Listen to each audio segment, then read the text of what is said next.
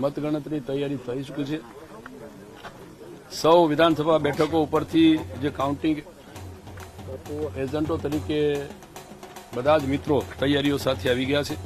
હું પણ અમારા જસદણ વિધાનસભા મતક્ષેત્રના જે મત ગણતરીના એજન્ટો છે એમને બધાને લઈને અહીંયા જ્યાં મત ગણતરી છે એવા એન્જિનિયરિંગ કોલેજ ઉપર અમે આવી ગયા છીએ। ટૂંક સમયમાં જ 8 વાગે આ મતગણતરી શરૂ થવાની છે। રાજકોટ લોકસભા બેઠક ઉપરથી ભારતીય જનતા પક્ષના ઉમેદવાર તરીકે પરસોત્તમભાઈ રૂપાલા ચૂંટણી લડી રહ્યા છે।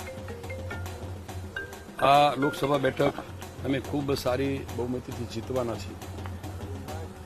સાથે સાથે ગુજરાત રાજ્યની અંદર જે રીતે ભારતીય જનતા પક્ષનો માહોલ છે એ જોતા આ 25 બેઠકો અને એક બેઠક બી નરી